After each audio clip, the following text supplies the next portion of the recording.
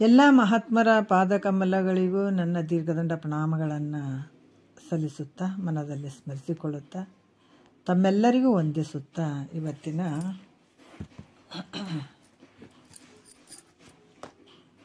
ಪರಮಾನುಭವೋದೆ 2ನೆಯ ಸಂಧಿ ಒಳಗೆ 16ನೆಯ ಸೂತ್ರ. ಇದು ಕೊನೆಯ 2ನೇ ಸೂತ್ರದಲ್ಲಿ ಕೊನೆಯ ಸೂತ್ರ. ಇದು ಭಾಳ ವಿಶೇಷವಾಗಿ ಹೇಳಿಕೊಂಡು ಬಂದರು ಹಿಂದಿನ ವಿಚಾರದಲ್ಲಿ.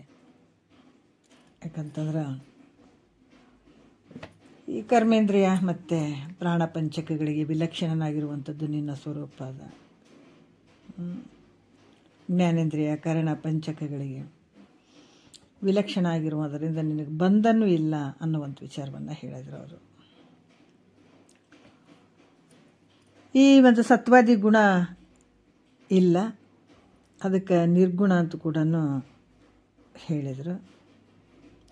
ಮತ್ತು ಜಾಗೃತಾದಿ ಮತ್ತು ತೂರ್ಯ ಅವಸ್ಥೆಗಳಿಗೆ ವಿಲಕ್ಷಣ ಆಗಿರೋದರಿಂದ ನಿರ್ವಿಕಲ್ಪದಿಂದ ಕೂಡಿದಂಥ ಕಲ್ಪಿತ ಪುರುಷನಿಗೆ ವಿಲಕ್ಷಣವಾದ್ದರಿಂದ ಈತ ಹೆಂಗದನ ಅದ್ವಯ ಸುಖರೂಪನು, ಅದ್ವಯವಾಗಿರುವಂಥವನು, ದೃಶ್ಯ ದೃಕ್ಕಿಗೆ ವಿಲಕ್ಷಣವಾಗಿರುವಂಥವನು, ಪೂರ್ಣವಾಗಿರುವಂಥವನು, ಆ ಬ್ರಹ್ಮಸ್ವರೂಪನೇ ನೀನು ಅಂತ ಹೇಳಿದರು. ಇಲ್ಲಿ ಏನು ಹೇಳ್ತಾರ ಮತ್ತೆ ಅಂತಂದ್ರೆ, ಈ 16ನೇ ಸೂತ್ರದಲ್ಲಿ ಕೆಲವೊಂದು ಪ್ರಶ್ನೆ ಬರ್ತದೆ. ಏನು ಬರ್ತದ? ಈಗ ಪ್ರಶ್ನೆ ಕೇಳತ್ತಾಳ. ಏನು ಕೇಳತ್ತಾಳ? ಸಚ್ಚಿದಾನಂದ ಪರಬ್ರಹ್ಮ ಸ್ವರೂಪನಾದಂಥ ನಿನ್ನಲ್ಲಿ ಕರ್ಮ ಬಂಧಾದಿಗಳು ಏನೂ ಇಲ್ಲ ಅಂತ ಹೇಳಿದರು.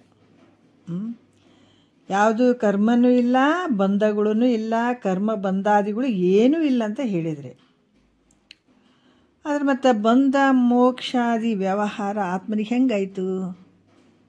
ಇಲ್ಲ ಅಂತ ಹೇಳಕತ್ತೀರಿ. ಮತ್ತು ಈ ಬಂಧದ ಮತ್ತು ಮೋಕ್ಷ ತಗೊಳ್ಬೇಕು ಅನ್ನುವಂಥದ್ದು ಇದೆಲ್ಲ ಬಂತಲ್ಲ, ಮತ್ತು ಹೆಂಗಾಯ್ತು? ಇದು ಹೆಂಗೆ ಪ್ರಾಪ್ತಿ ಆಯ್ತು ಆತ್ಮನಿಗೆ?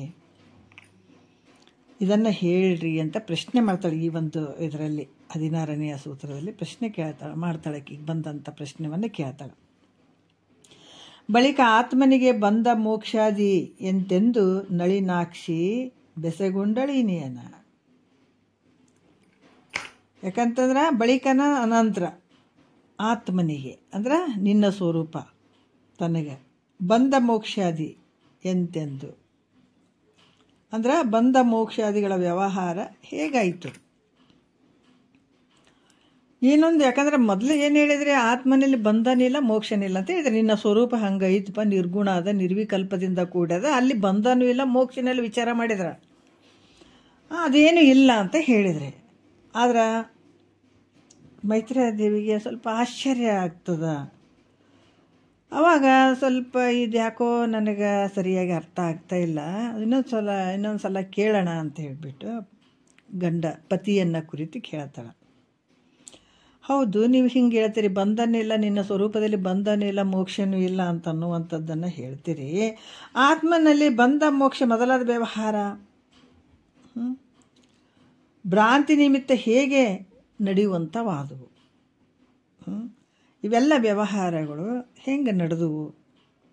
ಭ್ರಾಂತಿಯಿಂದಾದರೂ ಕೂಡ ಹೆಂಗಾದವು? ಅದನ್ನು ನನಗೆ ಹೇಳ್ರಿ ಅಂತ ಗಂಡಗ ಪ್ರಶ್ನೆ ಮಾಡ್ತಾಳೆ. ಸಹಜ ಅಲ್ಲ, ಎಲ್ರಿಗೂ ಬರುವಂಥ ಪ್ರಶ್ನೆ ಇದು. ಮತ್ತು ಯಾಕಾಯ್ತು ಇದು? ಬಂಧ ಅಂತೀವಿ, ಮೋಕ್ಷ ಅಂತೀವಿ, ಇದನ್ನು ಪಡ್ಕೊಳಕ್ಕೆ ಕುಂದಿರ್ತೀವಿ, ಇದೆಲ್ಲ ಯಾಕಾಯಿತು? ಅದು ಹೆಂಗಾಯಿತು ಅನ್ನುವಂಥದ್ದು. ಯಾಕಂದರೆ ಒಬ್ಬ ಸದ್ಗುರುವಿಗೆ ಪ್ರಶ್ನೆ ಕೇಳಬೇಕಾದ್ರೆ ಅಲ್ಲಿ ನಮಸ್ಕಾರ ಮಾಡುವಂಥದ್ದು. ಏನೇ ಕೇಳಬೇಕಂದ್ರೆ ಸದ್ಗುರುವಿಗೆ ನಮಸ್ಕಾರ ಮಾಡಿ ಪ್ರಶ್ನೆಯನ್ನು ಮಾಡುವಂಥದ್ದು. ಮೈತ್ರೇಯ ದೇವಿ ಕೂಡ ಬಹಳಷ್ಟು ಒಂದು ಭಕ್ತಿ ಇದರಿಂದ, ಆಕೆ ಬಹಳ ಭಕ್ತಿಯಿಂದ ಮೈತ್ರ ಹೆಂಗಿದ್ದಳು ಅಂತಂದ್ರೆ ಅನುರಾಗದಿಂದ ಭಕ್ತಿಯಿಂದ ಕೇಳ್ತಾಳೆ. ಯಾರಿಗೆ? ಗಂಡನಿಗೆ, ಪತಿಗೆ.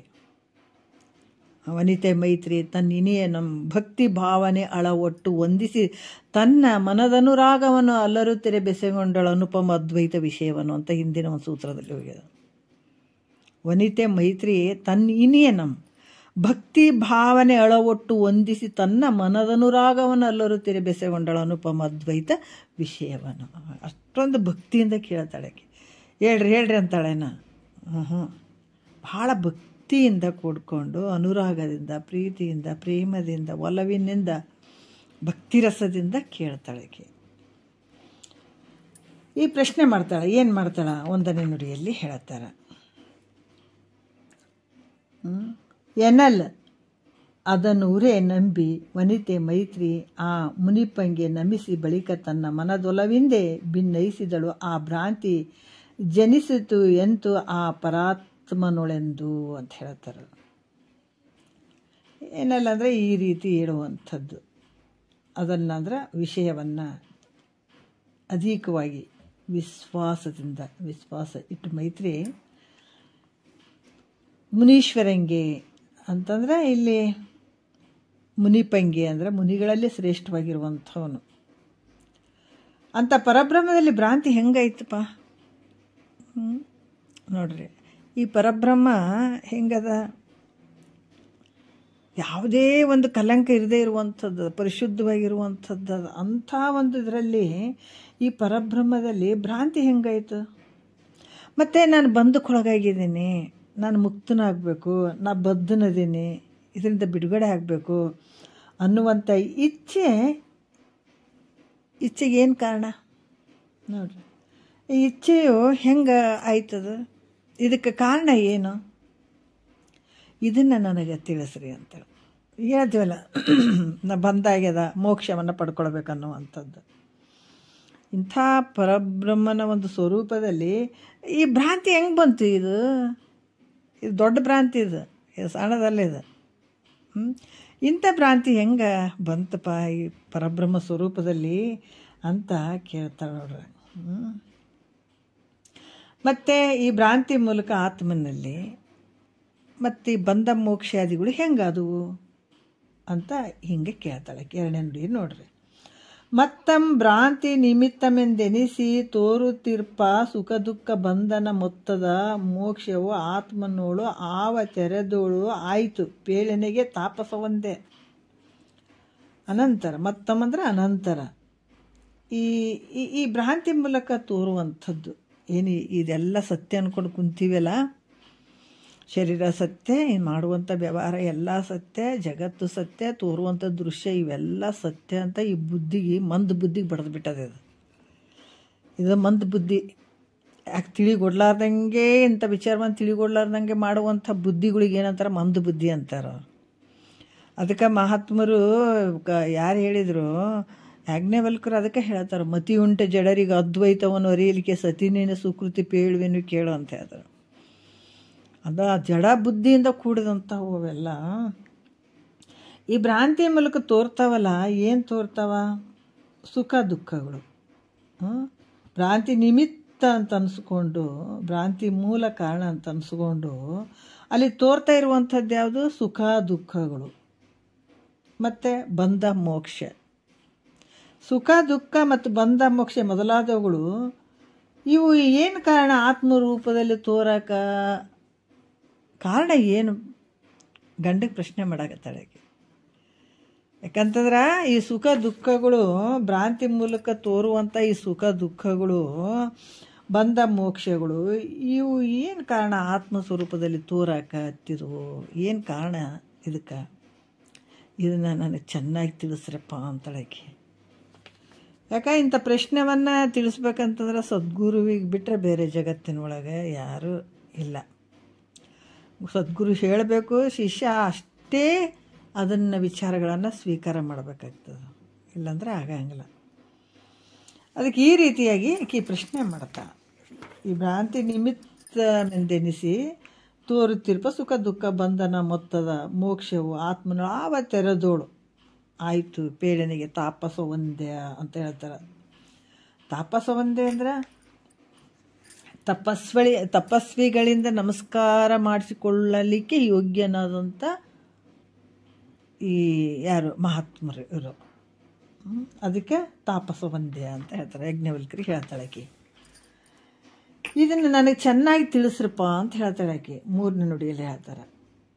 ಏನಂದ್ರೆ ತನುವಿದು ತಾನೆಂಬ ತನು ತನ್ನದೆಂದೆಂಬ ತನು ಧರ್ಮವೆಲ್ಲವೂ ತನಗೆಂಬ ಇನ್ನಿತು ವಿಭ್ರಾಂತಿ ಆತ್ಮನೋಳು ಆದುದೆಂತು ಸನ್ಮುನಿ ಮುಖ್ಯ ತಿಳಿಪಿ ರಕ್ಷಿಸುವುದೆನ್ನ ನೋಡ್ರಿ ಎಷ್ಟು ಚಂದ ಹೇಳ್ತಾಳೆ, ಪ್ರಶ್ನೆ ಕೇಳಾಕತ್ತಾಳಕ್ಕೆ. ಈ ತನುವಿದು ಅಂದ್ರೆ ಸನ್ಮುನಿ ಮುಖ್ಯ ಅಂತಂದ್ರೇನು, ಮುನಿಗಳಲ್ಲಿ ಶ್ರೇಷ್ಠವಾದಂಥ ಮುನಿ ಶ್ರೇಷ್ಠನೇ. ಈ ಶರೀರವು ಇದು ತಾನೆಂಬುದು, ಈ ಶರೀರ ನಾನು ಅನ್ನುವಂಥದ್ದು, ನನ್ನದು ಅನ್ನುವಂಥದ್ದು. ಶರೀರ ನಾನು ಅಂತೀನಿ, ಒಂದು ಸಲ ನನ್ನದು ಅಂತೇನೆ. ಮತ್ತು ಶರೀರದ ಜನನ ಮರಣಾದಿಗಳು ಶರೀರದ ಧರ್ಮಗಳಿವು. ಶರೀರ ಧರ್ಮಗಳು ಯಾವುದಂದ್ರೆ ಹುಟ್ಟುವಂಥದ್ದು ಸಾಯುವಂಥದ್ದು ಶರೀರದ ಧರ್ಮ ಅದಾವ. ಪ್ರಾಣದ ಧರ್ಮ ಹಸಿವು ತೃಷ್ಯಗಳದ, ಮನಸ್ಸಿಂದ ಸಂಕಲ್ಪ ವಿಕಲ್ಪ ಐತೆ, ಬುದ್ಧಿದು ನಿಶ್ಚಯ ಮಾಡುವಂಥದ್ದು, ಅಹಂದು ನಾನು ಅನ್ನುವಂಥ ಅಭಿಮಾನಿಸುವಂಥದ್ದು, ಇವೆಲ್ಲ ಅವ ಧರ್ಮಗಳು. ಆದರೆ ಶರೀರದ ಒಂದು ಧರ್ಮ ಯಾವುದಂದ್ರೆ ಜನನ ಮರಣ. ಇವೆಲ್ಲ ಜನನ ಮರಣಾದಿ ಅಂದಾಗ ಇವೆಲ್ಲ ತೊಗೊಳ್ಬೇಕಾಗ್ತದೆ. ಇವೆಲ್ಲ ಧರ್ಮಗಳು ಎಲ್ಲವೂ ನನಗೆ ಐತೆ ಅನ್ನುವಂಥ ಭ್ರಾಂತಿ. ಮತ್ತು ನಮಗೆ ಅಂತೀವಿಲ್ಲ, ಇವೆಲ್ಲವೂ ನನಗೆ ಅದಾವ ಅಂತೀವಿ.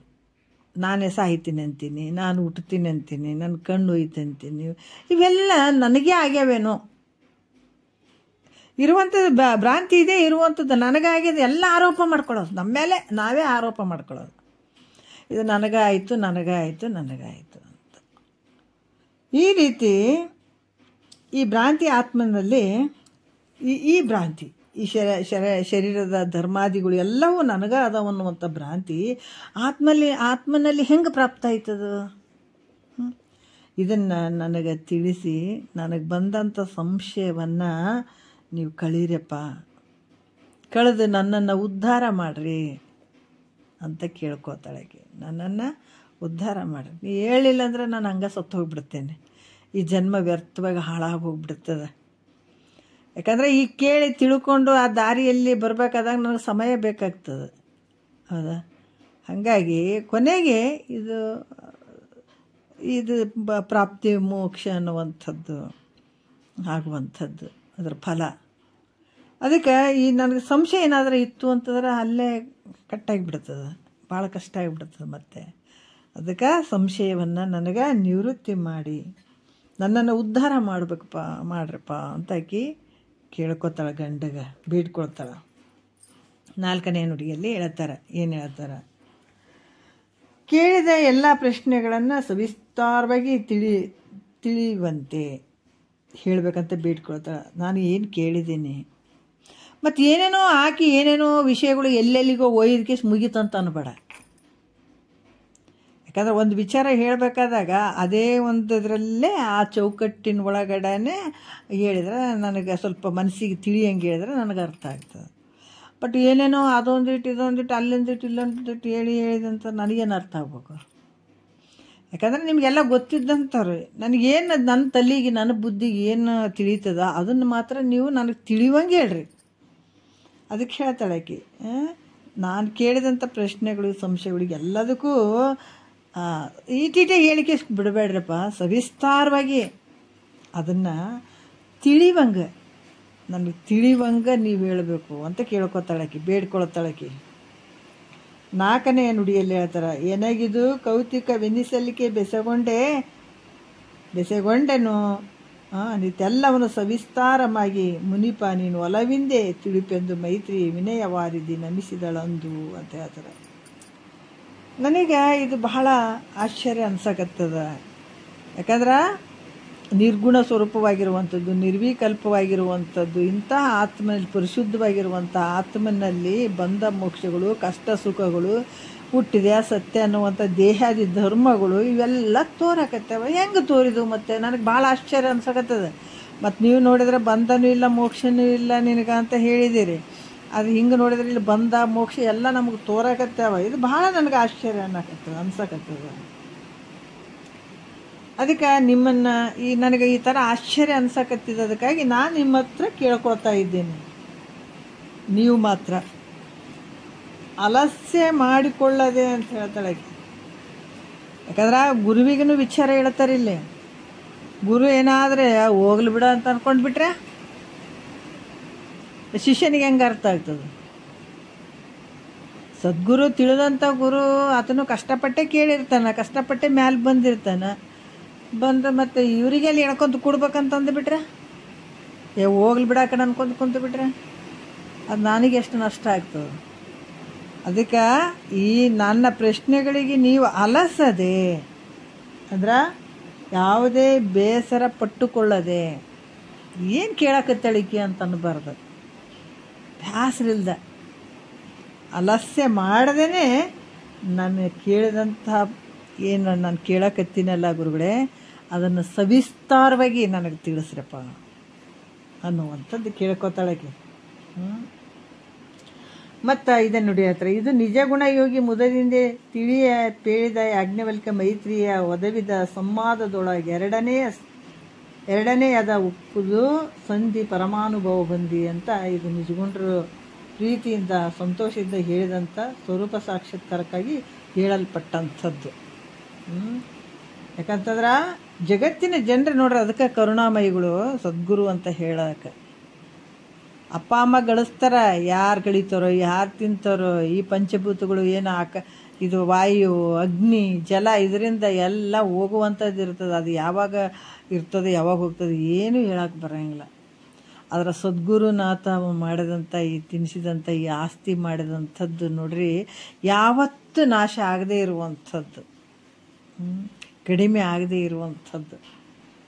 ಅದಕ್ಕೆ ಜಗತ್ತಿನಾಗ ಎಲ್ಲ ಜನ ಅದಾರ, ಅದರಲ್ಲಿ ಕೂಡ ಪುಣ್ಯಾತ್ಮರು ಅದಾರ, ನಿಷ್ಕಾಮದಿಂದ ಕೂಡಿದಂಥ ಒಂದು ಪುಣ್ಯಜೀವಿಗಳು ಅದಾರ.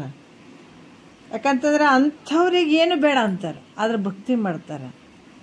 ಅಂಥವ್ರು ಎಲ್ಲಿ ಹೋಗ್ತಾರ ಅಂದ್ರೆ ಈ ಜಗತ್ತಿನ ಜನರು ತಮ್ಮ ಸ್ವರೂಪವನ್ನೇ ತಿಳ್ಕೊಂಡು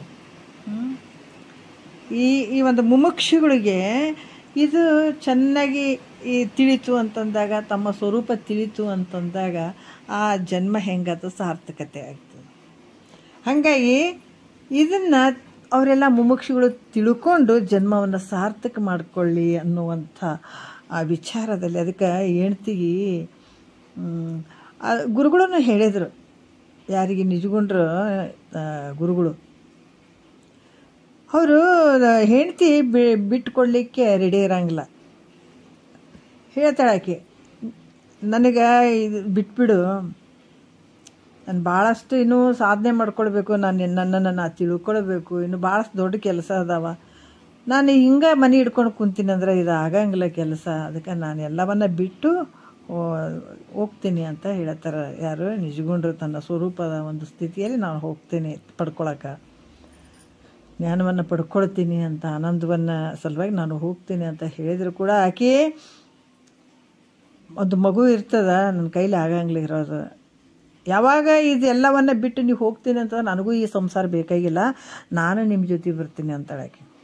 ಅಂದ ಬೇಡ ಮೈತ್ರ, ಈ ಬೇಡ ಹೆಂಡತಿಗೆ ಹೇಳ್ತಾನೆ, ಬೇಡ ಆ ಥರ ಮಾತಾಡಬೇಡ, ನೀನು ಮನೆಗಿದ್ದು ರಾಜ್ಯವನ್ನು ನೋಡ್ಕೊಂಡಿರು ಊರು.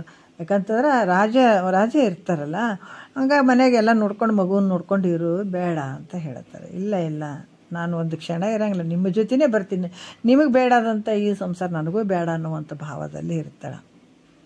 ಬೇಡ ನನಗೂ ಆಗಲ್ಲ ಅಂತ. ಆವಾಗ ಏನು ಮಾಡ್ತಾರೆ ಗುರುಗಳು ಶಂಭುಲಿಂಗ ಗುರುಗಳು ಮನೆಗೆ ಬರ್ತಿರ್ತಾರೆ. ಆವಾಗ ಎಷ್ಟು ಹೇಳಿದ್ರು ಕೇಳಂಗಿಲ್ಲ, ನೋಡುವ ಹಾಗೆಲ್ಲ ಮಾಡಬೇಡ, ನಿಮ್ಮ ಮನ್ಯಾಗ ಇರು, ನೋಡ್ರಿ ಗುರುವಿನ ಬಳಿ ಎಷ್ಟು ಶಕ್ತಿ ಇರ್ತದಂತ, ಮನೆಯಾಗಿರು. ಅಥವಾ ನಿನಗೊಬ್ಬ ಗಂಡ ಈಗ ಮನೆಯನ್ನು ನೋಡ್ಕೊತ ಕೂತ್ಕೊಂಡ್ರೆ ನಿನಗೆ ಗಂಡ ಒಬ್ಬತ್ತಾಗ್ತಾನೆ, ಮೇಲಾಗಿ ಈ ಮನೆಗೆ ಈ ಊರಿಗೆ ಒಂದು ರಾಜ ಆಗ್ಬೋದು, ಬಂದಂಥ ಭಕ್ತರಿಗೆ ಇದು ಇಲ್ಲಿ ಅಂತ ಪ್ರಜೆಗಳಿಗೆಲ್ಲ ಒಬ್ಬ ರಾಜ ಆಗ್ಬೋದು. ಆದ್ರೆ ಇವಾಗ ಆತ ಹೊರಟಿದ್ದು ಈ ಮಗುವಿಗೆ ಒಬ್ಬ ತಂದೆ ಆಗ್ಬೋದು. ಆದ್ರೆ ಈ ನಿಜಗುಂಡ್ರೆ ಹೆಂಗೆ ಅದಾರ ಅಂತಂದ್ರೆ ಇವರು ಈ ಜಗತ್ತಿಗೆ ತಂದೆ ಆಗ್ತಾರವರು, ಜಗತ್ತಿಗೆ ಒಂದು ಪಿತನ ಸ್ಥಾನ ಐತಿ, ಜಗತ್ತಿಗೆ ಈ ರಾಜ ಅನ್ನುವಂಥ ಒಂದು ಸ್ಥಾನ ಆತಗೆ ಆಗ್ತದೆ. ಮುಮುಕ್ಷಿಗಳನ್ನು ಉದ್ಧಾರ ಮಾಡ್ತಾನೆ. ಎಷ್ಟೋ ಜನ ಶಿಷ್ಯರುಗಳನ್ನು ಉದ್ಧಾರ ಮಾಡುವಂಥದ್ದು, ಕಣ್ಣೀರು ಒರೆಸುವಂಥ ಕೆಲಸ ಈತಂದು ಆಗ್ತದೆ. ದೊಡ್ಡ ಕೆಲಸ ಮಾಡ್ತಾರೆ, ಜಗತ್ತಿಗೆ ಒಂದು ಆಸ್ತಿ ಆಗ್ತಾನೆ, ಈತನ್ನ ಬಿಟ್ಬಿಡು ಅಂತ ಹೆಂಡ್ತಿಗೆ ಭಾಳಷ್ಟು ಪರಿಪರಿಯಾಗಿ ಹೇಳ್ತಾರೆ ಶಂಭುಲಿಂಗದ ಗುರುಗಳು. ಆದರೂ ಮನಸ್ಸಿನಲ್ಲಿ ತಳಮಳ ಅಲ್ಲ, ಯಾರಿಗೇ ಆಗಲಿ ಅಷ್ಟು ಬೇಗ ಬಿಟ್ಕೊಡೋಕ್ಕಾಗಂಗಿಲ್ಲ. ಆ ಮನಸ್ಸೊಂದು ಒಳಗೊಂದು ಇರ್ತದಲ್ಲ ತಳಮಳ, ಸಿಕ್ಕಾಪಟ್ಟೆ ತಳಮಳ ಇರ್ತದೆ. ಅಳುತ್ತಾಳ, ಎಷ್ಟು ಅಳುತ್ತಾಳ. ಹತ್ತು ಕೊನೆಗೆ ಆಕೆ ಆಯಿತು ಅಂತ ಹೇಳ್ಬಿಟ್ಟು ಸುಮ್ಮನೆ ನಮಸ್ಕಾರ ಮಾಡೋಕ್ಕೆ ಹೋಗ್ತಾಳೆ. ಯಾರು ಶಂಭುಲಿಂಗನ ಗುರುಗಳಿಗೆ ನಮಸ್ಕಾರ ಮಾಡಿದ್ರೆ ಅವರು ಒಂದು ಚೂರು ತಲೆ ಮೇಲೆ ಆಶೀರ್ವಾದ ರೂಪವಾಗಿ ತಲೆ ಮೇಲೆ ಕೈ ಹಿಂಗಿಡ್ತಾರೆ ನೋಡ್ರಿ. ಇಟ್ಟರೆ ಆಕಿನ ಮನಸ್ಥಿತಿನೇ ಬದಲಾವಣೆ ಆಗ್ತದೆ. ಆಯಿತು ನಮಸ್ಕಾರ ಮಾಡಿ ಎದ್ದು ನಿಂತು ಹೇಳ್ತಾಳೆ ಆಕಿ, ಆಗಲಿ ಅಂತಹ ಒಂದು ಮುಮುಕ್ಷಿ ಜೀವಿಗಳನ್ನು ಉದ್ಧಾರ ಮಾಡಲಿಕ್ಕೆ ಹೋಗುವಂಥ ಒಂದು ಮಹಾಪುರುಷನಾಗಲಿ ನಾನು ಏನು ಹೇಳಲ್ಲ, ಹೋಗಲಿ ಅಪ್ಪಣೆ ಕೊಡ್ತೀನಿ ಅಂತ ಅಂತಾಳೆ. ಅವಾಗ ನಿಜಗೊಂಡ್ರೆ ಹೆಂಡತಿ. ಹಾಗಾಗಿ ಇಲ್ಲಿ ಕೂಡ ಜಗತ್ತಿನ ಒಂದು ಮುಮುಕ್ಷಿಗಳನ್ನು ಉದ್ಧಾರ ಮಾಡೋದಕ್ಕಾಗಿ ಕರುಣಾಮಯಿಗಳು ಇಂಥ ದೊಡ್ಡ ಆಸ್ತಿ ಎಷ್ಟು ಮಂದಿರ ತಿನ್ನಲಿ ಬಂದು ಸವಿಯದೇ ಇರುವಂಥ ಆಸ್ತಿಯನ್ನು ಮಾಡಿಟ್ಟರು ನಿಜಗೊಂಡ್ರು. ಅದಕ್ಕೆ ಕರ್ನಾಟಕದ ಜನರು ಇದನ್ನು ಬರೆದಿರಲಿಲ್ಲ ಅಂದರೆ ಭಾಳಷ್ಟು ಎಷ್ಟೋ ಜನರಿಗೆ ನಮಗೆಲ್ಲ ಹೋಗಿ ಕಾಶಿ ಒಳಗೆ ಹೋಗಿ ಸಂಸ್ಕೃತ ಕಲಿತು ಈ ಜ್ಞಾನ ಪಡ್ಕೊಳಕ್ಕಾಗ್ತದೆ. ನಮಗೆ ಇನ್ನೂ ಒಂದು ಹೇಳ್ತೀವಿ, ಯಾಕಂದ್ರೆ ಸಂಸ್ಕೃತ ಪಂಡಿತ್ ನಮ್ಗೆ ಎಷ್ಟು ಸಾಧ್ಯ ಅದ ನಮ್ಮ ಸ್ವರೂಪ ಹೆಂಗೆ ಎಷ್ಟು ತಿಳ್ಕೊಂಡು ನಾವು ಮುಕ್ತನಾಗಕ್ಕೆ ಬರ್ತದೆ ಅದೆಲ್ಲವನ್ನ ಇದರಾಗಿ ನಿಜಗೊಂಡ್ರೆ ನಮ್ಗೆ ಮಾಡಿಟ್ಟಿದ್ದಾರೆ. ಈ ಅಡುಗೆಯನ್ನು ಮಾಡಿಟ್ಟಿದ್ದಾರೆ. ಸುಮ್ಮನೆ ತಿನ್ಬೇಕು ನಾವು ಅಷ್ಟೇ. ಅದು ಬಿಟ್ಟು ನಾವು ಸಂಸ್ಕೃತವನ್ನು ತಿಳ್ಕೊಂಡು ನಾವು ಕಲಿತೀವಿ ಅನ್ಲಿಕ್ಕೆ ಸಾಧ್ಯನೇ ಇರ್ತಿರ್ಲಿಲ್ಲ. ಮತ್ತು ಸಂಸ್ಕೃತದಲ್ಲಿ ಬೇರೆ ಅದಾವೇನ್ರಿ?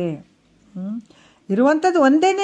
ಎಲ್ಲ ಒಂದು ಯಾವ ಭಾಷೆರ ತಗೊಳ್ಳಿ, ಯಾವುದರ ತಗೊಳ್ಳಿ, ಇರುವಂಥದ್ದು ಅಡುಗೆ ಇದನ್ನೇ. ಅಲ್ಲಿ ಭಾಷೆ ಶಬ್ದಗಳು ಭಾಷೆಗಳು ಬೇರೆ ಇರ್ಬೋದು, ಆದರೆ ಇರುವಂಥ ಅಡುಗೆ ಒಂದೇ. ಇಲ್ಲರಿ ಅವ್ರು ಭಾಳ ದೊಡ್ಡ ಸಂಸ್ಕೃತ ಪಂಡಿತರು, ಅವ್ರು ದೊಡ್ಡ ಪಂಡಿತರು ಅಂತ ಹೇಳಂಗಿಲ್ಲ. ಹೇಳೋದು ಅವರು ಇದನ್ನೇ ಹೇಳ್ತಾರೆ, ಬೇರೆ ಏನು ಹೇಳಂಗಿಲ್ಲ. ನಿನ್ನ ಸ್ವರೂಪ ನಾನು ಯಾರಿದ್ದೀನಿ ಅಂತ ತಿಳ್ಕೊಳ್ಳುವಂಥದ್ದು ಹೇಳ್ತಾರೆ. ಇವೆಲ್ಲ ಅನಾತ್ಮ ವರ್ಗದಲ್ಲಿ ಸೇರಿದಂಥದ್ದು. ಎಷ್ಟು ಸಾಧ್ಯ ಅದ ಅಷ್ಟು ನಿನ್ನ ಸ್ವರೂಪವನ್ನು ತಿಳ್ಕೊಂಡು ನಿನ್ನ ಕೃತಾರ್ಥನಾಗಲಿಕ್ಕೆ ನಿಜಗೊಂಡ್ರು ಭಾಳಷ್ಟು ಒಂದು ವಿಚಾರಗಳನ್ನು ಇಲ್ಲಿ ಹೇಳಿದ್ದಾರೆ. ಅದಕ್ಕೆ ಈ ರೀತಿಯಾಗಿ ಕೃತಾರ್ಥರಾಗಲಿ ಮುಮುಕ್ಷಿಗಳು ಅಂತ ಹೇಳಿ ದಯಾಳುಗಳಾದ ಶ್ರೀಮನ್ ನಿಜಗುಣ ಶಿವಯೋಗಿಯು ಶ್ರೀ ಯಾಜ್ಞವಲ್ಕ್ಯ ಮೈತ್ರಿ ಇವರುಗಳ ಸಂವಾದವನ್ನು ಇರಿಸಿ, ಯಾಕಂತಂದ್ರೆ ಇವರಿಬ್ಬರ ಸಂವಾದ ರೂಪವನ್ನು ಯಾರಿಗೆ ಹೇಳಿದ್ರು? ಇಲ್ಲಿ ಗುರು ಶಿಷ್ಯರಿಗೆ. ಮೈತ್ರಾದೇವಿನೇ ಕುಂತು ಕೇಳಕತ್ತಾಳಂತಲ್ಲ, ಯಾಜ್ಞವಲ್ಕ್ಯರೇ ಹೇಳಕತ್ತಾರಂತಲ್ಲ. ಯಾಜ್ಞವಲ್ಕ್ಯರಂತ ಮಹಾತ್ಮರು ಗುರುಗಳು, ಮೈತ್ರಾದೇವಿ ಅಂತ ಶಿಷ್ಯರುಗಳು ಬಹಳಷ್ಟು ಅದಾರ, ಇವಾಗಾದರೂ ಅದಾರಲ್ಲ, ಅವರು ಉದ್ಧಾರ ಆಗಲಿ ಅನ್ನುವಂಥ ವಿಷಯಕ್ಕಾಗಿ ಇವರ ಒಂದು ಸಂವಾದವನ್ನು ಇಲ್ಲಿ ಇರಿಸಿ ಪರಬ್ರಹ್ಮವನ್ನು ಅನುಭವಕ್ಕೆ ತಂದು ಕೊಡ್ತಕ್ಕಂಥ ವೇದವಾಕ್ಯಗಳನ್ನು, ಆ ಪರಬ್ರಹ್ಮನ ಒಂದು ಅನುಭವಕ್ಕೆ ತಂದು ಕೊಡುವಂಥ ಈ ವೇದ ವಾಕ್ಯಗಳನ್ನು ಆರಿಸಿ ತಂದು ಇದರಲ್ಲಿ ಕಟ್ಟಿ ಹಾಕಿದ ಎರಡನೆಯ ಸಂಧಿ ಇದು ಪರಮಾನುಭವ ಬಂದಿ ಅಂತ ಹೇಳ್ತಾರೆ, ಭಾವಬಂದಿ. ಯಾಕಂತಂದ್ರೆ ಈ ರೀತಿಯಾಗಿ ಈ ವೇದ ವಾಕ್ಯಗಳನ್ನು ತಂದು ಎಷ್ಟು ಬೇಕೋ ಅಷ್ಟು ತಂದು ಇದರಲ್ಲಿ ಹಾಕಿರುವಂಥ ವಿಚಾರ. ಪ್ರಶ್ನೆ ನಿರೂಪಣೆ ಸೂತ್ರ 16ಕ್ಕೆ ಪದ 115, ಅಂತು 2ಕ್ಕೆ ಸೂತ್ರ 16ಕ್ಕೆ ಪದ 311 ಮಂಗಳಮಸ್ತು ಅಂತ ಈ ಎರಡನೆಯ ಸಂಧಿ ಮುಗೀತು.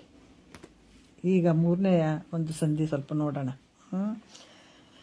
ಶ್ರೀ ಗುರು ಶಂಭುಲಿಂಗಾಯ ನಮಃ ಮೂರನೇ ಸಂಧಿ ಅಂತ ಪ್ರಾರಂಭ ಮಾಡ್ತಾರೆ ನಿಜಗೊಂಡ್ರು. ಒಂದನೇ ಸಂಧಿಯಲ್ಲಿ ಅಧಿಷ್ಠಾನ ಬ್ರಹ್ಮದಲ್ಲಿ ಜಗತ್ತನ್ನು ಹೇಳಿದರು. ಅಧಿಷ್ಠಾನ ಪರಬ್ರಹ್ಮದಲ್ಲಿ ಜಗತ್ತು ಹಿಂಗೈತಿ ನೋಡಿ, ಹಿಂಗೈತಿ ಅಂತ ಎಲ್ಲ ಹೇಳಿದರು. ಎರಡನೆಯ ಸಂಧಿಯಲ್ಲಿ ಜಗತ್ತನ್ನು ಅಪವಾದ ಮಾಡಿ ಜಗತ್ತಿಗೆ ಅಧಿಷ್ಠಾನವಾದ ಪರಬ್ರಹ್ಮ ಸ್ವರೂಪನೇ ನೀನಂತ ತಿಳಿಸಿದರು ಅವರು. ಇದು ನೀನಲ್ಲ, ಆದರೆ ಇದಕ್ಕೆ ಅಧಿಷ್ಠಾನವಾಗಿರುವಂಥ ಪರಬ್ರಹ್ಮ ಸ್ವರೂಪನೇ ನೀನಂತ ಹೇಳಿದರು. ಇಲ್ಲಿ 6 ಲಿಂಗಗಳಲ್ಲಿ ಉಪಕ್ರಮ ಉಪಸಂಹಾರ ಮತ್ತು ಒಂದು ಲಿಂಗ ಆಗ್ತದೆ. ಮೊದಲನೇ ಲಿಂಗ ಅದು ಹೇಳಿದರು. ಈಗ ಆ ಅಧಿಷ್ಠಾನ ಬ್ರಹ್ಮವೇ ನಾನು ಇದ್ದೀನಿ ಅಂತ ನಿಶ್ಚಯ ಜ್ಞಾನಕ್ಕೆ, ಈಗ ಅಧಿಷ್ಠಾನವಾದಂಥ ಪರಬ್ರಹ್ಮ ಸ್ವರೂಪನೇ ನಾನಿದ್ದೀನಿ ಅನ್ನುವಂಥ ಒಂದು ನಿಶ್ಚಯ ಜ್ಞಾನಕ್ಕೆ ಪ್ರತಿಬಂಧಕಗಳಾಗಿರುವಂಥವು ಯಾವುವು ಅಂತಂದ್ರೆ ಈ ದೇಹಾದಿಗಳು, ಈ ಶರೀರ ಇಂದ್ರಿಯಗಳು ಇವೇನದಾವ, ಈ ಭ್ರಾಂತಿಗಳು, ದೇಹಾದಿ ಭ್ರಾಂತಿಗಳು, ಇವುಗಳನ್ನು ನಿವಾರಿಸುತ್ತಾ ಆ ಬ್ರಹ್ಮನೇ ನೀನಿರುವಿ ಅಂತನ್ನುವಂಥದ್ದನ್ನು ಅವ್ರು ಮತ್ತೆ ಪದೇ ಪದೇ ಹೇಳ್ತಾ ಹೋಗ್ತಾರೆ. ಆ ಬ್ರಹ್ಮ ಸ್ವರೂಪನೇ ನೀನಿದ್ದೀಯ ಅಂತ. ಅದಕ್ಕೆ ಈ ಒಂದು ನೀನೇ ಪರಬ್ರಹ್ಮ ಸ್ವರೂಪ ಇದ್ದೀಯ ಯಾಕೆ ಇಷ್ಟೆಲ್ಲ ಹೇಳ್ತಾರಂದ್ರೆ, ಎಷ್ಟೋ ಜನ್ಮ ಜನ್ಮಾಂತರದಲ್ಲಿ ಶರೀರ ನಾನೇ ನಾನೇ ಅನ್ಕೊತ ಬಂದು ಇದು ದೃಢ ಆಗಿಬಿಟ್ಟದಲ್ಲ.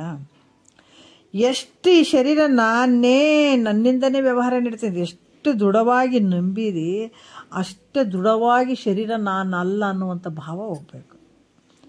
ಅದು ಹೋಗಿ ಪರಬ್ರಹ್ಮ ಸ್ವರೂಪನೇ ನಾನಿದ್ದೀನಿ ಅನ್ನುವಂಥ ದೃಢ ಭಾವ ಬರುವ ಮಟ್ಟ ಇದನ್ನು ಅಭ್ಯಾಸ ಮಾಡಬೇಕಾಗ್ತದೆ. ಅದಕ್ಕೆ ಇದು ಇಲ್ಲಿ 3ನೇ ಸಂಧಿಯು ಅಭ್ಯಾಸ ಲಿಂಗವನ್ನು ಹೇಳುತ್ತದೆ, ಅಭ್ಯಾಸ ಮಾಡುವಂಥ ಪದೇ ಪದೇ. ಅಂದ್ರೆ ಇಲ್ಲಿ ಕೂಡ ಕೆಲವು ಹೇಳ್ತಾರೆ ಈ ಕುಲ, ಗೋತ್ರ, ವರ್ಣ, ಆಶ್ರಮ, ದೇಹ, ನಾಮ, ರೂಪ, ಕುಲ, ಗೋತ್ರ, ವರ್ಣ, ಆಶ್ರಮ, ಈ ಬಂಧ ಮೋಕ್ಷಾದಿ ಈ ಭ್ರಮಗಳನ್ನು ಈ ನಿವೃತ್ತಿ ಮಾಡ್ತಾ ಇದಕ್ಕೆ ಅಧಿಷ್ಠಾನವಾಗಿರುವಂಥದ್ದು ನಿನ್ನ ನಿಜ ಸ್ವರೂಪದ ಬಗ್ಗೆ ಹೇಳ್ತಾ ಹೋಗ್ತಾರೆ ಈ ಒಂದು ಸಂಧಿಯಲ್ಲಿ.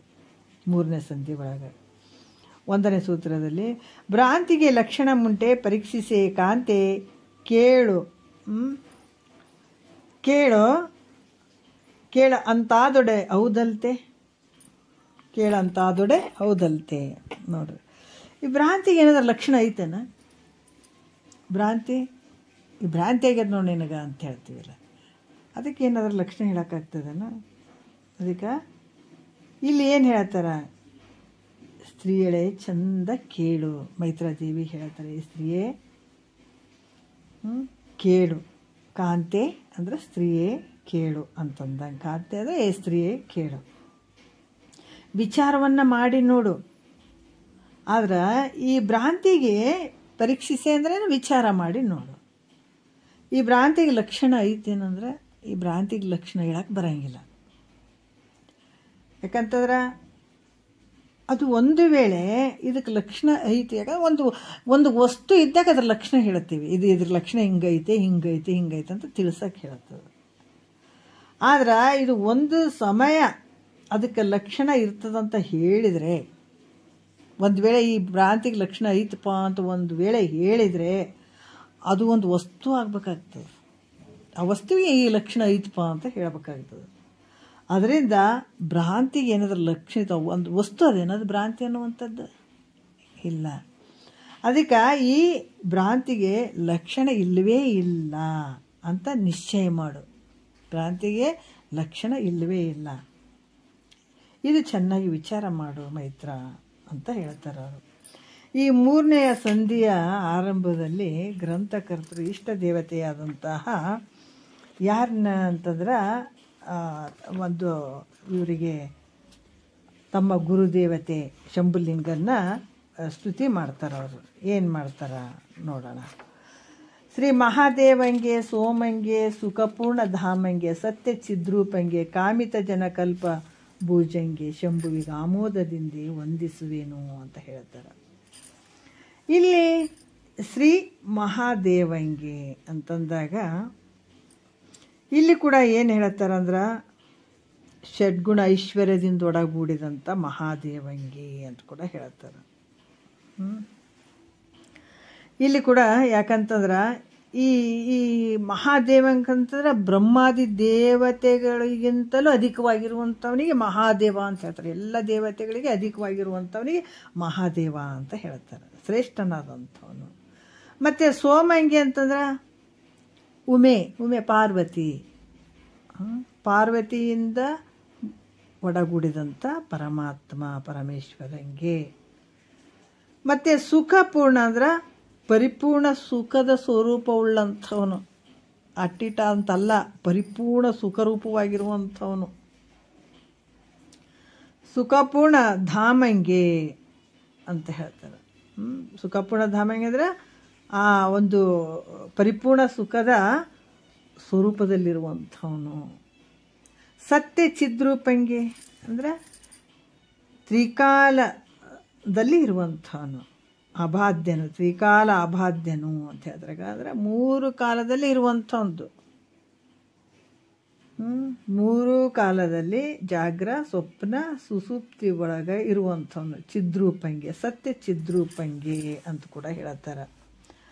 ಮತ್ತು ಇಲ್ಲಿ ಹೇಳ್ತಾರೆ ಚಿದ್ರೂಪಂಗೆ ಕಾಮಿತ ಜನ ಕಲ್ಪಭೂಜಂಗೆ ಅಂದರೆ ಏನು ಕೇಳತ್ತಾರ, ಕಾಮ್ಯ ಭಾವನೆಯಿಂದ ಇಚ್ಛೆ ಪಟ್ಟಂಥ ವಿಷಯಗಳನ್ನು ಕೇಳಿದ್ರೆ ಅದನ್ನು ಕೊಡ್ತಾನೆ.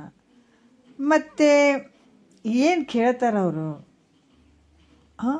ಮೋಕ್ಷವನ್ನು ಬಯಸ್ತವರಿಗೆ ಮೋಕ್ಷದ ಮಾರ್ಗವನ್ನು ಹೇಳುವಂಥದ್ದು.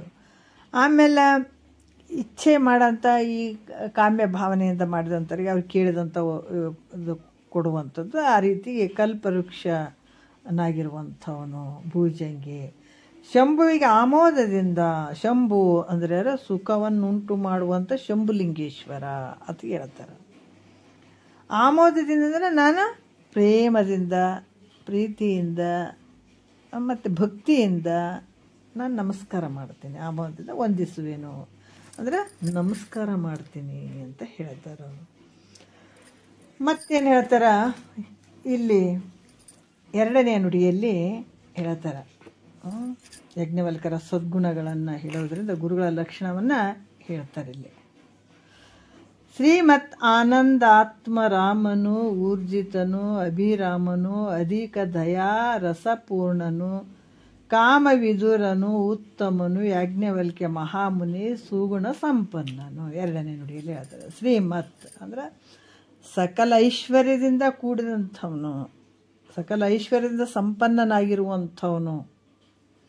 ಆನಂದಾತ್ಮರಾಮನಂದ್ರೆ ಆನಂದ ರೂಪನಾದಂಥ, ತನ್ನ ಆತ್ಮನಲ್ಲಿಯೇ ಆನಂದವಾಗಿರುವಂಥವನು. ಯಾಕಂದ್ರೆ ರಮಮಾಣ ಮಾಡುವಂಥ ಚಿತ್ತವೃತ್ತಿ ಉಳ್ಳಂಥವನು ಅಂತ ಕೂಡ ಹೇಳ್ತಾರೆ. ತನ್ನ ಆನಂದದಲ್ಲೇ ತಾನಿರುವಂಥವನು. ಊರ್ಜಿತನಂದ್ರೆ ಉತ್ಕೃಷ್ಟವಾಗಿರುವಂಥವನು. ಮತ್ತು ಅಭಿರಾಮನಂದ್ರೆ ಸರ್ವರ ಒಂದು ಪ್ರೇಮಕ್ಕೆ ಪಾತ್ರನಾಗಿರುವಂಥವನು. ಅಧಿಕ ದಯಾ ರಸಪೂರ್ಣ ಅಂದ್ರೆ ಅತ್ಯಧಿಕವಾದಂಥ, ಹೆಂಗಂದ್ರೆ ಕರುಣಾರಸದಿಂದ ತುಂಬಿಕೊಂಡಿರುವಂಥವನು. ಕಾಮವಿಧುರ ಅಂದರೆ ಇಹ ಪರ ಭೋಗದ ಆಸೆಯಿಂದ ರಹಿತನಾದಂಥ ಕಾಮವಿಧೂರನು. ವಿಧಾನಂದ್ರೆ ಈ ಭೋಗದ ವಸ್ತುಗಳಿಂದ ತುಂಬ ದೂರವಾಗಿರುವಂಥವನು. ಇಹ ಪರಭೋಗದ ಆಸೆಯಿಂದ ರಹಿತನಾಗಿರುವಂಥವನು. ಅದಕ್ಕೆ ಕಾಮವಿಧುರನು ಅಂತ ಹೇಳ್ತಾರೆ. ಉತ್ತಮ ಅಂದರೆ ನೀತಿಯಿಂದ ಕೂಡಿದಂಥವನು. ಯಾಜ್ಞವಲ್ಕ್ಯ ಮಹಾಮುನಿ ಅಂದ್ರೆ ವೇದಾಂತ ಅರ್ಥಗಳನ್ನು ಮನನ ಮಾಡಿದ ಯಾಜ್ಞವಲ್ಕರು ಅಂತ ಹೇಳ್ತಾರೆ. ವೇದಾಂತದ ಅರ್ಥಗಳನ್ನು ಅಷ್ಟೊಂದು ಮನನ ಮಾಡಿರುವಂಥ ಯಾಜ್ಞವಲ್ಕರು. ಮತ್ತು ಸದ್ಗುಣಗಳ ಸಂಪನ್ನರು ಅಂತ ಕೂಡ ಅವರಿಗೆ ಹೇಳ್ತಾ ಬರ್ತಾರೆ. ಯಾಕಂದ್ರೆ ಇಂಥ ಒಂದು ಸದ್ಗುಣಗಳ ಶ್ರೋತ್ರಿಯ ಬ್ರಹ್ಮನಿ ಸದ್ಗುರುಗಳು ಅಲ್ಲಿ ಇವು ಇರ್ತಾವೆ ಅಂತ ನಿಶ್ಚಯ ಮಾಡಬೇಕು. ಈ ಶ್ರೋತ್ರಿಯ ಬ್ರಹ್ಮನಿಷ್ಠ ಸದ್ಗುರುಗಳಲ್ಲಿ ಇವೆಲ್ಲ ಇರ್ತಾವ ಅನ್ನುವಂಥ ವಿಚಾರವನ್ನು ಹೇಳ್ತಾರೆ ಅವರು. ಮತ್ತು ಕೇಳಿದ ಪ್ರಶ್ನೆಗಳಿಗೆ ಉತ್ತರವನ್ನು ಕೊಟ್ಟು ಯಾರು ಪ್ರಶ್ನೆ ಕೇಳ್ತಕ್ಕಂಥ ಅದಕ್ಕೆ ಗುರುವಿಗೆ ಅಂತ ಒಂದು ತಾಕತ್ತು ಬೇಕಾಗ್ತದೆ. ಶಿಷ್ಯನ ಒಂದು ಪ್ರಶ್ನೆಯನ್ನು ಅರ್ಥ ಮಾಡ್ಕೊಳ್ಬೇಕು, ಆ ಪ್ರಶ್ನೆಗೆ ಆ ಉತ್ತರ ಹೇಳಬೇಕು ಸದ್ಗುರುನಾಥ. ಆ ಸಂಶಯದಿಂದ ಪಾರು ಮಾಡಬೇಕು, ದುಃಖದಿಂದ ಪಾರು ಮಾಡಬೇಕು, ಬಂಧನದಿಂದ ಪಾರು ಮಾಡಬೇಕು. ಅಂದಾಗ ಸದ್ಗುರುವಿನ ಕೆಲಸ ದೊಡ್ಡದಿಲ್ಲ. ನಾವೇನು ಹೇಳೋ ಅವರು ಒಂದು ತಿಳುಕ ಅವ್ರಂತ ಹೇಳೋ ಅದಕ್ಕೆ ಬಳ್ಳಿ ಗುರುಡರು ಕೂಡಿ ಹಳ್ಳವನ್ನು ಬಿದ್ದಂತೆ ಒಳ್ಳೆ ಗುರುವಿನ ಉಪದೇಶವಿಲ್ಲದೆ ಎಲ್ಲಿಹುದು ಮುಕ್ತಿ ಸರ್ವಜ್ಞ ಅಂತ ಹೇಳ್ತಾರೆ. ಸದ್ಗುರು ಇರಬೇಕು. ಹೆಂಗಿರ್ಬೇಕಂದ್ರೆ ಶಿಷ್ಯನ ಒಂದು ಭಾವದಲ್ಲಿರುವಂಥ ಅರ್ಥವನ್ನು ತಿಳ್ಕೊಳ್ಬೇಕಾಗ್ತದೆ. ಅದ್ರ ಪ್ರಕಾರ ಆ ಶಿಷ್ಯನಿಗೆ ಜ್ಞಾನ ಬೋಧನೆಯನ್ನು ಮಾಡಬೇಕಾಗ್ತದೆ. ಕೇಳಿದ ಎಲ್ಲ ಒಂದು ಪ್ರಶ್ನೆಯನ್ನು ಕೇಳಿದ್ನಲ್ಲ, ಮೈತ್ರಾದೇವಿ ಕೇಳಿದಂಥ ಪ್ರಶ್ನೆಗೆ ಉತ್ತರವನ್ನು ಕೊಡ್ತಾರೆ ಅವರು. ಏನು ಹೇಳ್ತಾರೆ ಮೂರನೇ ನುಡಿಯಲ್ಲಿ, ಮುನಿವರನು ಇನಿಯಳಿಗೆ ಅನುರಾಗದಿಂದ ಅವಳ ಎನಿತನು ಬೆಸೆಗೊಂಡಳನೀತನು ಅನುಭವ ಗಮ್ಯವೆಂದೆನಿಪಂತೆ ತಿಳಿಪಿ ಚಿದ್ಘನ ಮುಕ್ತಿ ಸುಖದೋಳಿರಿಸಿದನು ಅಂತ ಹೇಳ್ತಾರೆ. ಮುನಿವರನಂದ್ರೆ ಮುನಿಗಳಲ್ಲಿ ಶ್ರೇಷ್ಠವಾದಂಥ ಯಾಜ್ಞವಲ್ಕರು ತನ್ನ ಇನಿಯಳಿಗೆ, ತನ್ನ ಹೆಂಡತಿಗೆ ಪ್ರೇಮದಿಂದ ಆಕೆ ಎಷ್ಟು ಏನು ಕೇಳಿದಾಳ ಅದೆಲ್ಲವನ್ನ ಕೇಳ್ಕೊಂಡು, ತನಗೇನು ಸಂಶಯಗಳಿರ್ತಾವೆ ಅವೆಲ್ಲ ಕೇಳ್ಕೊಂಡಿದ್ದಳು.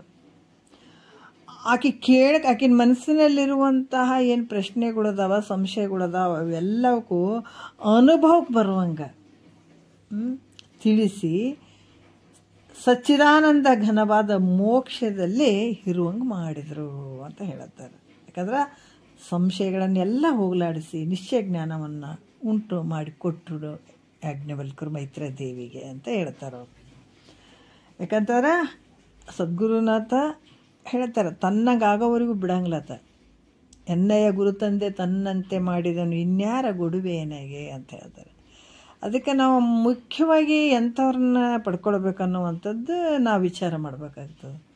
ಅಂಥ ಸದ್ಗುರುಗಳನ್ನು ಹಿಡ್ಕೊಂಡ್ರೆ ಅದಕ್ಕೆ ಭವಸಾಗರದಿಂದ ಹೇಳ್ತಾರಲ್ಲ, ವೇದಾಂತ ಓದುತ್ತಾ ಸಿದ್ಧಾಂತ ತಿಳಿಯುತ್ತಾ ಸದ್ಗುರು ವಾಕ್ಯ ಕೇಳುತ್ತಾ ಭವ ಇದ್ದಂಗೆ ಗೆದ್ದು ಹೋಗುತ್ತೆ. ಭಾಳ ದೂರ ಇಲ್ಲ. ಆನಂದ ಅನ್ನುವಂಥದ್ದು, ಭಗವಂತ ಮುಕ್ತಿ ಅನ್ನುವಂಥದ್ದು ದೂರ ಇಲ್ಲ. ಯಾಕಂದ್ರೆ ಇಲ್ಲಿ ಕೂಡ ಅಂಥ ಒಂದು ನಿಶ್ಚಯ ಜ್ಞಾನವನ್ನು ಉಂಟು ಮಾಡಿಕೊಡುವಂಥ ಈ ಒಂದು ದುಃಖ ಯಾಕಂದರೆ ಭವಸಾಗರ ಅನ್ನುವಂಥದ್ದು ಐತೆಲ್ಲ, ಅದರಿಂದ ಪಾರು ಮಾಡುವಂಥ ಶಕ್ತಿ ಸದ್ಗುರುವಿಗೆ ಮಾತ್ರ ಐತೆ. ಹಾಗಾಗಿ ಇಂಥ ಒಂದು ನಿಶ್ಚಯ ಜ್ಞಾನವನ್ನು ಯಾವುದೇ ಒಂದು ಸಂಶಯ ಇರದೇ ಇರುವಂಗೆ ಮಾಡಿಕೊಟ್ಟಂಥ ಯಾಜ್ಞವಲ್ಕ ಗುರುಗಳು. ಈಗ ಮತ್ತೆ ಹೇಳ್ತಾರೆ, ಇಲ್ಲಿ ಹೇಳ್ತಾರೆ, ಏನು ಹೇಳ್ತಾರೆ, ಮೊದಲೇ ಹೇಳಿದ್ದು ಸುಜ್ಞಾನ ನಿರ್ಯೋಗ ಬಗ್ಗೆ ಹೇಳಿದ್ರು ಅವರು. ಅದನ್ನು ತಿಳಿದೇ ಇದ್ರೆ ಅದನ್ನು ತಿಳಿಲಿಕ್ಕೆ ಸಹಾಯಕವಾದಂಥದ್ದು ಆತ್ಮನಲ್ಲಿ ಆರೋಪಿತವಾದಂಥ ಭ್ರಾಂತಿ ಮೊದಲಾದವುಗಳನ್ನು ಇಲ್ಲಿ ನಿವೃತ್ತಿ ಮಾಡ್ತಾರೆ ಅವರು. ಏನು ಮಾಡ್ತಾರೆ, ಹಿಂದೆ ಸುಜ್ಞಾನ ನಿರ್ಯೋಗದ ಬಗ್ಗೆ ನಾವು ಹೇಳಿದ್ವಿ. ಇದಕ್ಕೆ ಕರುಣಾಮಯ ಅಂತ ಹೇಳೋದು. ಅಷ್ಟು ಹೇಳಿದೇನೆಲ್ಲ ಮುಗೀತು, ತಿಳ್ಕೊಡ್ರಿ ಅಂತ ಹೇಳಿಲ್ಲ ಅವರು. ಒಂದು ವೇಳೆ ಅದು ತಿಳಿದೇ ಇದ್ರೆ ಅದನ್ನು ತಿಳಿಲಿಕ್ಕೆ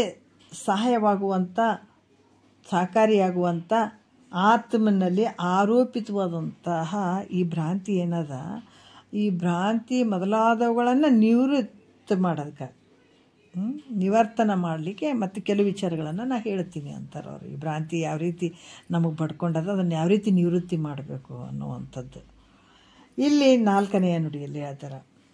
ಅದು ವರ ಸುಜ್ಞಾನಿ ನಿರ್ಯೋಗವದು ತಿಳಿಯದಡೆ ಈಗಳ ಅದಕ್ಕೆ ಕಾರಣವಾಗಿ ಸದಮಳ ಆತ್ಮ ನೋಡ ಆರೋಪಿತ ಮೆನೆ ಸರ್ವ ವಿಧನು ನಿವರ್ತಿಪನೆಲೆ ಕೇಳು ಅಂತ ಹೇಳ್ತಾರೆ. ಏನು ಹೇಳ್ತಾರೆ, ಮೊದಲೆಲ್ಲ ಉಪಕ್ರಮ ಉಪಸಂಹಾರ ಅದ್ವಿತೀಯಾದ ಬ್ರಹ್ಮನೇ ನೀನಂತ ನಾನು ಹೇಳಿದೆ.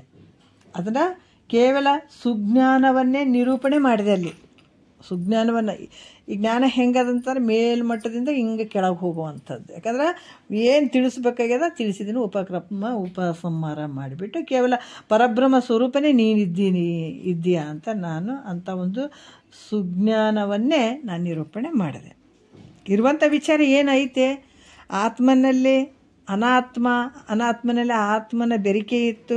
ನೋಡಪ್ಪ, ಇದು ಆತ್ಮ ಹಿಂಗೈತೆ, ಇದ್ರಾಗ ಇದು ಅನಾತ್ಮವಾದಂಥ ದೃಶ್ಯವಾದಂಥದ್ದು, ಇದು ಯಾವುದು ನೀನಲ್ಲ. ಯಾವ ದೃಶ್ಯವಾಗಿ ತಿಳಿಸಿಕೊಳ್ತಾವ ಅವು ಯಾವ ನೀನಲ್ಲ. ತಿಳಿಯುವಂಥವನು ನೀನಿದೆ, ಸಾಕ್ಷಿ ರೂಪವಾಗಿದಿ, ಜಾಗ್ರ ಸ್ವಪ್ನ ಸುಸುಪ್ತಿಯಲ್ಲಿ ನೀನಿದೆ. ಎದರಿಂದ ತೋರ್ತದೆ, ಭ್ರಾಂತಿಯಿಂದ ಇದೆಲ್ಲ ತೋರ್ತದೆ. ಕಲ್ಪಿತ ಪುರುಷನ ವ್ಯವಹಾರದಲ್ಲಿ ತೋರ್ತಾವ. ಆದರೆ ವಿಚಾರ ಮಾಡಿ ನೋಡಿದರೆ ಕಲ್ಪಿತ ಪುರುಷನೇ ನಿಜ ಅಲ್ಲ, ಸುಳ್ಳದಾನ ಅಂತ ನಾವೆಲ್ಲ ಹಿಂದೆ ಹೇಳ್ಕೊತ ಬಂದ್ವಿ.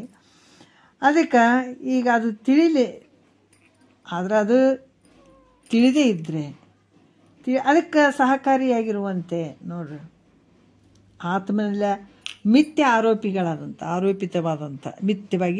ಆರೋಪಿತವಾದಂತಹ ದೇಹದ ಭ್ರಾಂತಿ, ಇದು ಆತ್ಮನಲ್ಲಿ ಏನಾಗಿದೆ, ಈ ದೇಹದ ಒಂದು ಭ್ರಾಂತಿ ಅದಲ್ಲ. ಇವುಗಳನ್ನು ನಿವರ್ತನ ಮಾಡಿ ಉಳಿದದ್ದೇನದ ಅದು ನಿನ್ನ ಸ್ವರೂಪ ಅದ ಅನ್ನುವಂಥದ್ದು ನಾನು ಹೇಳ್ತೀನಿ, ನೀ ಚೆನ್ನಾಗಿ ತಿಳ್ಕೋ ಅಂತ ಹೇಳ್ತಾರೆ. 5ನೆಯ ನುಡಿಯಲ್ಲಿ ಹೇಳ್ತಾರೆ, ಒಂದು ನೋಡ್ಬಿಡೋಣ. ಆತ್ಮನಲ್ಲಿ ಮೊದಲು ಆರೋಪಿತವಾದದ್ದು ಭ್ರಮವು, ಅದನ್ನು ಕಳೆಯುವುದಕ್ಕಾಗಿ ಅದರ ಸ್ವರೂಪವನ್ನು ಹೇಳ್ತಾರೆ. ಆತ್ಮನಲ್ಲಿ ಆರೋಪಿತವಾದಂಥದ್ದು, ಆರೋಪಿತ ಅಂದರೆ ನಿಜ ಅನ್ನೋದು, ಸುಮ್ಮ ಆರೋಪ ಮಾಡಿಕೊಂಡದ್ದು. ಆದ್ರೆ ಈ ಒಂದು ಭ್ರಮ ಅನ್ನುವಂಥದ್ದನ್ನು ಕಳೆಯೋದಕ್ಕಾಗಿ ಅವ್ರು ಹೇಳ್ತಾರೆ, ತನುವನೇ ತಾನೆಂಬ ತನು ತನ್ನದೆಂದೆಂಬ ತನು ಮುಕ್ಕಿ ಜಗವಿದು ನಿಜವೆಂಬ ಇನ್ನು ತಳವಟ್ಟು ವಿವೇಕವನ್ನು ಉಳಿದು ಅಚೇತನ ಭಾವವದು ತಾನೇ ಭ್ರಮೆಯಕ್ಕೂ ಅಂತ ಹೇಳ್ತಾರೆ. ಅಚೇತನ ಭಾವದು ಭ್ರಮೆಯಕ್ಕೂ ನೋಡ್ರಿ. ಯಾಕಂದ್ರೆ ಇದು ಹೆಂಗೈತಪ್ಪ ಅಂತಂದ್ರೆ ನೋಡ್ರಿ, ತನುವನೇ ತಾನೆಂಬ ಈ ದೇಹವನ್ನೇ ನಾನು ಅನ್ನುವಂಥದ್ದು, ತನು ತನ್ನದೆಂಬ ಈ ಶರೀರ ನನ್ನದು ಅನ್ನುವಂಥದ್ದು ತಾನಲ್ಲ. ಇದು ಶರೀರ ತಾನಲ್ಲ ನೋಡ್ರಿ, ಎಷ್ಟು ಸುಮ್ಮನೆ ಬಂದದಿದು ಶರೀರ. ಏನು ಪಾಪ ಪುಣ್ಯಕ್ಕೆ ಈಗ ಮಿಕ್ಸಿ ತಂದೀವಿ ಅಂತಂದ್ರೆ ಅದ್ರಾಗ ನಾವು ಅಕ್ಕಿ ಬೇಳೆ ಏನೋ ಹಾಕಿ ರೂಪಬೇಕಾಗ್ತದೆ, ಅದಕ್ಕೊಂದು ಸಾಧನ ಅದ. ಅದಕ್ಕೆ ನೀನು ಪ್ರಾರಬ್ಧ ರೂಪ ಸುಖ ದುಃಖಗಳನ್ನು ತಂದಿದೆಯಲ್ಲ, ಅದನ್ನು ಅನುಭವಿಸೋಕೆ ಇದು ಒಂದು ಸಾಧನ. ಶರೀರ ಇದು ಪಂಚಭೂತದಿಂದ ಆದಂಥ ಶರೀರ, ಇದು ನಿಂದು ಅಲ್ಲ, ತಾನಲ್ಲದ ತನ್ನದಲ್ಲ ದೇಹವನ್ನು ಕುರಿತು ಇದು ನಂದದ ನನ್ನದು ಅದ ಅನ್ನುವಂಥದ್ದು ಅಹಂಕಾರ ಮಮಕಾರಗಳಿಂದ ಕೂಡಿಕೊಂಡಿರುವುದು. ಮತ್ತು ಅಹಂಕಾರ ಮಮಕಾರ ಇದಕ್ಕೆ ಬೇರೆ. ಅದಕ್ಕೆ ಈ ಮತ್ತು ಮಿಥ್ಯಾದಂಥ ಜಗತ್ತು ಇದು ಸತ್ಯ ಅಂತ ತಿಳ್ಕೊಳ್ಳುವಂಥದ್ದು. ಇರದೇ ಇರುವಂಥ ವಸ್ತು ಇದು ನಾನು ಅಂತ ಕೂತ್ಕೊಳ್ಳೋದೇ ಭ್ರಮೆ ಆಗ್ತದೆ. ಮತ್ತು ಹುಚ್ಚರಿಗೆ ಏನಾಗಿರ್ತದೆ, ಭ್ರಮೆನೇ ಆಗಿರ್ತದೆ. ಇರದೇ ಇರುವಂಥ ವಸ್ತುಗಳನ್ನು ಇಲ್ಲಿ ನಾನು ಅಂತ ತೊಗೊಂಡಿರ್ತದೆ, ಅಲ್ಲಿ ಬಿದ್ದದ್ದು ಚಿಂದಿಗಳನ್ನು ಆರಿಸ್ಕೊಂಡಿರ್ತದೆ, ಅದೇ ಪ್ರಪಂಚ ಅಂತ ತಿಳ್ಕೊಂಡಿರ್ತದೆ, ಅದೇ ಸತ್ಯ ಅಂತ ಅದು ತಿಳ್ಕೊಂಡಿರ್ತದೆ. ಮತ್ತು ನಿನಗೇನಂತಾರೆ ಮಹಾತ್ಮರು, ಶಾಣೆ ಅಂತಾರೆ ನಿನಗೆ. ನೀ ಬೇಕಾದಷ್ಟು ಮೆರೆದಾಡು, ಬೇಕಾದಷ್ಟು ರಾಜನಾಗಿ ಮೆರೆದಾಡು, ಆಗ ನೀನು ಹುಚ್ಚನೇ. ನಿನಗೇನು ಶಾಣೆ ಅಂತಾರೆ ಯಾರಾದ್ರೆ? ನೀನು ಹುಚ್ಚನೇ ನೀನು. ಶರೀರ ನಾನು ಅನ್ನುವಂಥದ್ದು, ಶರೀರದಲ್ಲಿ ಶರೀರ ನನ್ನದು ಅನ್ನುವಂಥದ್ದು, ಅಹಂಕಾರ ಮಮಕಾರಗಳಿಂದ ಕೂಡಿರುವಂಥದ್ದು, ಏನಿಷ್ಟೆಲ್ಲ ವ್ಯವಹಾರ ಮಾಡಕತ್ತೀಯಲ್ಲ, ಇದಕ್ಕೇನು ಹೇಳ್ತಾರೆ? ಇದಕ್ಕೆ ಇವೆಲ್ಲ ನಿನಗೂ ಅದಾವೇನ? ಮತ್ತು ಮಿಥ್ಯವಾಗಿರುವಂಥ ಕಣ್ಣು ಮುಚ್ಚಿದ್ರೇ ಜಗತ್ತು ಕಾಣಂಗಿಲ್ಲ ನೋಡ್ರಿ. ಹಿಂಗೆ ಕಣ್ಣು ಮುಚ್ಚಿದ್ರೇ ಇಲ್ಲವೇ ಇಲ್ಲ, ಯಾರು ಕಾಣಂಗಿಲ್ಲ, ಹೆಂಡತಿ ಕಾಣಂಗಿಲ್ಲ, ಮಕ್ಕಳು ಕಾಣಂಗಿಲ್ಲ, ರೊಕ್ಕ ಇಲ್ಲ, ರೂಪಾಯಿ ಇಲ್ಲ, ಆಸ್ತಿ ಇಲ್ಲ, ಅಂತಸ್ತಿಲ್ಲ, ಏನೇನು ಕಾಣೋದಿಲ್ಲ. ಕಣ್ಣು ಮುಚ್ಚಿದ್ರೆ ಕಾಣಂಗಿಲ್ಲ ಅಂದ್ರೆ ಮತ್ತು ಇದು ಹೆಂಗೆ ಸತ್ಯ ಆಗ್ತದೆ? ಕಣ್ಣು ಮುಚ್ಚಿದ್ರೆ ಒಳಗೆ ಕಾಣಬೇಕು ಅಂದ್ರೆ ಸತ್ಯ ಅನ್ಬೇಕು. ಬರೀ ಕಣ್ಣು ಮುಚ್ಚಿದಾಗೆ ಜಗತ್ತ ಕಾಣಂಗಿಲ್ಲ ಅಂತಂದ ಮೇಲೆ ಮಂದಿ ಏನು ಸತ್ಯ ಅಂದ್ಕೊಳ್ತಿ? ಅದ್ರಾಗ ಸ್ವಪ್ನದಾಗ ಸುಸುಪ್ತಿ ಒಳಗಂತೂ ಇಲ್ಲವೇ ಇಲ್ಲ, ಶರೀರ ಎಲ್ಲದ ಗೊತ್ತಿಲ್ಲ ನಮಗೆ. ಅದಕ್ಕೆ ಅಷ್ಟಿದ್ರೂ ಕೂಡ ಈ ಜಗತ್ತು ಮಿಥ್ಯೆ ಆದಂಥ ಜಗತ್ತನ್ನು ಸತ್ಯ ಅಂತ ತಿಳ್ಕೊಳ್ಳೋದ್ರಿಂದ ಇದಕ್ಕೆ ವಿಪರೀತ ಜ್ಞಾನಕ್ಕೆ ಏನು ಹೇಳ್ತಾರೆ? ಇದಕ್ಕೆ ಭ್ರಮೆ ಅಂತ ಹೇಳ್ತಾರೆ. ಇದಕ್ಕೇನು ಹೇಳ್ತಾರೆ? ಭ್ರಮೆ. ಏನು ಹೇಳ್ತಾರಲ್ಲ, ಕಡ್ಕೊಳ ಮಠಳಪ್ಪರು ಕೂಡ ಹೇಳ್ತಾರೆ, ಬಡ್ಕೊಂಡೈತಿ ನಿನಗೆ ಒಣ ಭ್ರಾಂತಿ ಅಂತ. ಸ್ವಲ್ಪ ಆಡ ನನಗೆ ಅಷ್ಟು ನೆನಪಿಲ್ಲ. ಹೀಗಾಗಿ ಈ ಭ್ರಾಂತಿ ಅನ್ನುವಂಥದ್ದು ಈ ರೀತಿಯಾಗಿ ನಿನಗೆ ತೋರ್ತದೆ. ಇರದೇ ಇರುವಂಥದ್ದು ವಸ್ತು ನಂದು ಅಂದ್ಕೊಂಡು ಕುಂತದ್ದೇ ಇದು ದೊಡ್ಡ ಭ್ರಾಂತಿ, ವಿಪರೀತ ಜ್ಞಾನಕ್ಕೆ ಇದು ಭ್ರಮೆ ಅಂತ ಕೂಡ ಹೇಳ್ತಾರೆ ಅಂತ ಹೇಳ್ತಾರೆ. ಮುಂದಿನ ವಿಚಾರ ಕೂಡ ಭಾಳ ಅದ್ಭುತವಾದಂಥ ವಿಚಾರ ಹೇಳ್ತಾರೆ. ಈ ಒಂದು ಭ್ರಾಂತಿ ಹೆಂಗಾಯಿತು, ಯಾವ ರೀತಿ ಇಲ್ಲಿ ತೋರಾಕತ್ತದ ಈ ಜಗತ್ತು ಅನ್ನುವಂಥದ್ದು, ಇನ್ನೂ ಹಲವಾರು ವಿಚಾರಗಳನ್ನು ಅವ್ರು ಹೇಳ್ತಾ ಹೋಗ್ತಾರೆ. ಮತ್ತು ನಾವು ನಾಳೆ ವಿಷಯ ನೋಡೋಣ, ಈ ವಿಚಾರಗಳನ್ನು ನಾಳೆ ನೋಡೋಣ ಅಂತ ಒಂದೆರಡು ಮಾತು ಗುರುಗಳ ಪಾದಕ್ಕೆ ಅರ್ಪಿಸಿ ಹಾರೋಣ.